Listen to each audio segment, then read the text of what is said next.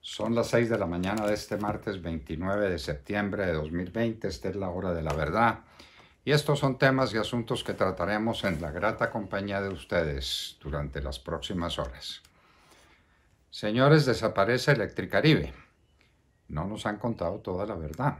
Electricaribe le deja activos y nos imaginamos que pasivos al uno y al otro, es decir, a las empresas públicas de Medellín y a Ener Pereira, que asumen una parte y la otra de la prestación de ese servicio caótico, horrible, corrupto, donde se cometieron toda clase de atropellos, y ahí tenemos el legado. La pregunta es, ¿quién asume pasivos de Electricaribe que no estén comprendidos en los inmediatos de operación? Ahí hay un hueco, ahí hay un hueco. ¿Quién va a pagar ese hueco? ¿Por qué no nos dicen la verdad de Electricaribe? Aquí no nos dicen la verdad sobre nada, sobre nada. El derrame de crudo en Tibú. Ayer les hablábamos de esta cosa horrenda. Atacaron el oleoducto para robarse el combustible y utilizarlo en la preparación del clorhidrato de cocaína. Un derrame espantoso. El Partido Verde no dice una palabra. ¿Cómo va a decir el Partido Verde algo de los amigos? Amigos que están en la lisa, en el campo de batalla. Ya aparecieron los de las FARC, el Santrich y el Márquez y el Paisa, estos bandidos de camuflado, diciendo que hay que tumbar al presidente y que hay que insistir en lo que vienen haciendo, que son las famosas marchas. Ellos son, eso le pertenece a las FARC y al ELN, que en última son la misma cosa. Son unos carteles de narcotraficantes con fusil en mano. Narcotraficantes a los que no se combate, porque por una razón o por otra vaya uno a saber cuál es, qué hay en el fondo del corazón del presidente Duque, que es inescrutable, para que no ordene la fumigación con glifosato. No la ordena. Y entonces las cortes mandan y en últimas los que mandan son los mafiosos. Este es un país en manos de la mafia, señores. Esa es la dolorosa verdad. Llamamiento a juicio a Diego Cadena. Desde luego que dicen que Diego Cadena obstruyó la justicia y que ofreció dinero y que dio dinero, que él dice por razones humanitarias. No sabemos por qué. Ejercimos la profesión durante tantos años y nunca le dimos un peso a nadie por razones humanitarias, ni se nos ocurrió que eso existiera. En mi tiempo eso no existía, pero ahora Cepeda da dinero por razones humanitarias, Diego Cadena también, y entonces aquí sí dicen para beneficiar al presidente Uribe. Todo el mundo contra el presidente Uribe. Presidente Uribe, que ahora está en manos de la Corte Suprema de Justicia, que es una organización política. Entiéndanlo, la Constitución del 91 le entregó la justicia a la política, le entregó la justicia a los Santos y a los Maya Villazón, la justicia. Esa es la verdad, esa es la verdad. El Consejo Superior de la Judicatura es un nido de politiqueros. Por eso, en nuestro proyecto de reforma a la justicia proponíamos acabar con ese nido de ratas que es el Consejo Superior de la Judicatura. No lo acabaron, ahí lo tienen, ahí lo tenemos. Y de ahí viene la justicia que estamos padeciendo.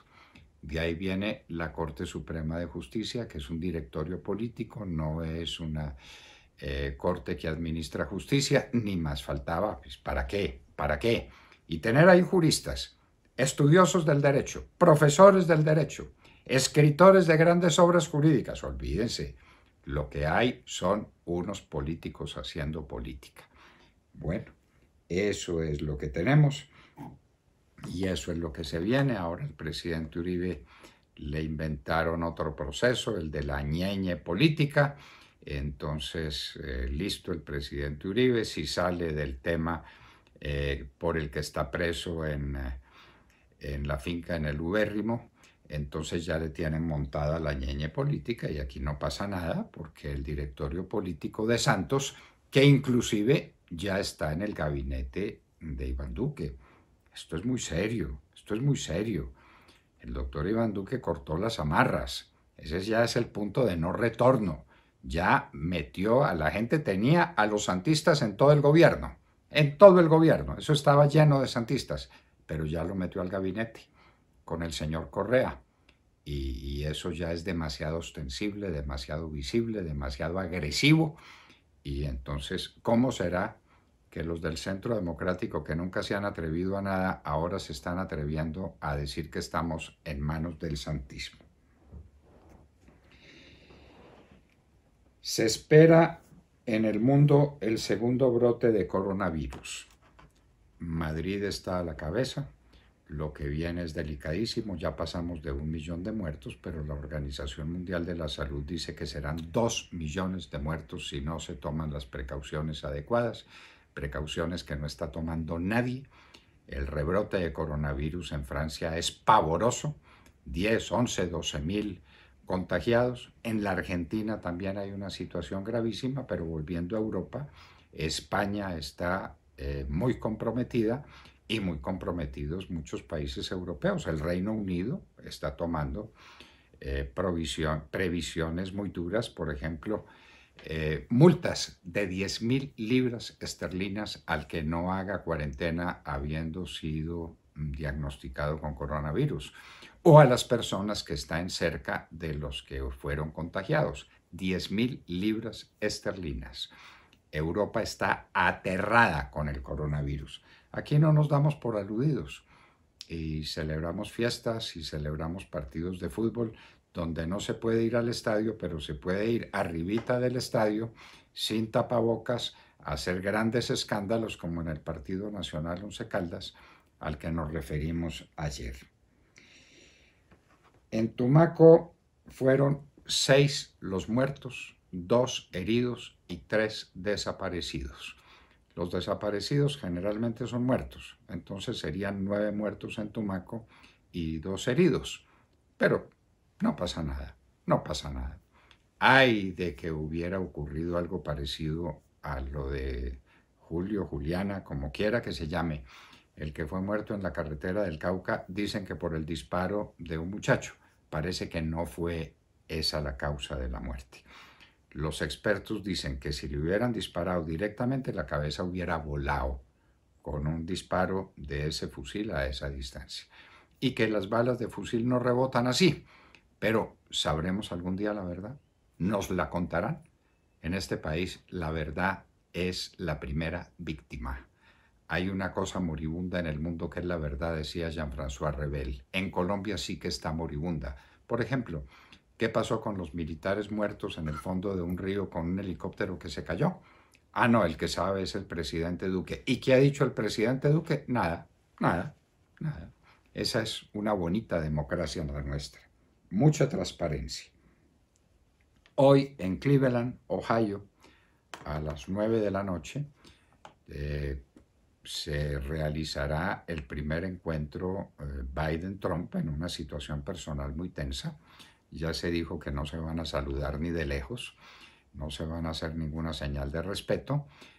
Trump está insistiendo en que se le haga una prueba antidoping a Biden diciendo pues que es un viejo senil que no es capaz de valerse por sí mismo y que necesita dopaje, mientras el tema de Trump parece que va a ser su pasado tributario, que no es el más claro ni el más brillante. Lo que está pasando en Armenia y Azerbaiyán, estaremos con un gran experto en esa materia del Cáucaso. Allá puede estallar una guerra en cualquier momento. Hay disparos, hay más de 90 muertos, 11 de ellos civiles. En cualquier momento estalla la guerra en grande allá. ¿Qué extensión tenga? Imposible saberlo desde este momento. Las narcoguerrillas y el vandalismo en Bogotá. Hablaremos con el ex senador Alfredo Rangel sobre el particular. ¿Cómo se enteró Trump de la situación en Colombia? Hablaremos con el director del Centro Comunitario de las Américas en Miami, Fabio Andrade. Incendios en California, Esto nos llega particularmente al corazón porque cuando nuestra hija Cristina estaba en California íbamos mucho al Valle de Napa, un valle de ensueño donde están los grandes viñedos de California y de los Estados Unidos, los viñedos de Napa. La gran producción de vino de los Estados Unidos está en el Valle del Napa y el Valle del Napa está ardiendo en llamas. El Valle del Napa. ¡Qué dolor! Asonada en San Juan Nepomuceno Bolívar, 2 policías heridos, pero no se preocupe, no son sino policías. Haya ahí de que los policías en su reacción hayan herido o golpeado a un par de sus sujetos que hicieron la asonada. ¡Ay, el escándalo que habría! Pero si hieren y si maltratan a los policías, ahí no pasa absolutamente nada.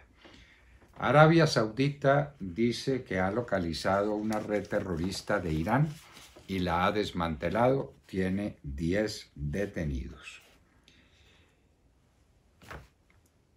No se olvida al médico chino que avisó del coronavirus y fue condenado por propagar falsos rumores.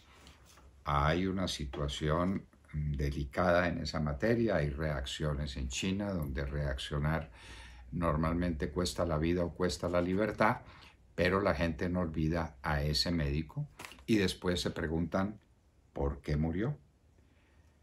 Angela Merkel dice que no se hace lo suficiente contra el coronavirus, que si las cosas siguen como van y si no se toman las medidas adecuadas, en Alemania podría haber 19.200 contagios al día.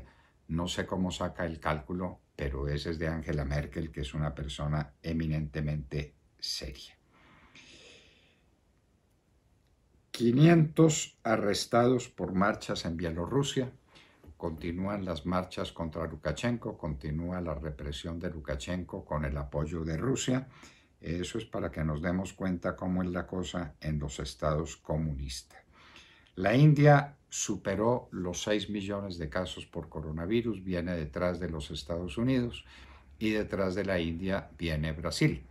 A propósito, Brasil, las últimas cifras de Brasil indicarían que la curva ya se dobló hace tiempos y que estamos en un periodo de decadencia del coronavirus que ojalá se mantenga y que ojalá desaparezca de ese país donde ha causado tanto daño. Cierran bares, cafés y restaurantes en Francia, en Marsella y en Aix-en-Provence, con grandes protestas de la gente. Pero hay que ver las cifras que hay en Francia. En Francia está una cifra superior a los 10.000 contagiados por día, que es superior a lo peor que tuvo Colombia en su momento y superior a lo que tuvo Italia en las épocas más críticas del coronavirus. Y hoy en la historia recordemos a un personaje nacido en un día como hoy en el año 106 a.C., un personaje clave para comprender la historia de Roma, Neo Pompeyo, llamado el Grande. Hablaremos de ese tema apasionante en la historia de Roma, el heredero de Sila y a nombre de la clase aristocrática y en contra de los plebeyos que habían defendido los gracos, está Neo Pompeyo, nacido en un día como hoy en el año 106 a.C.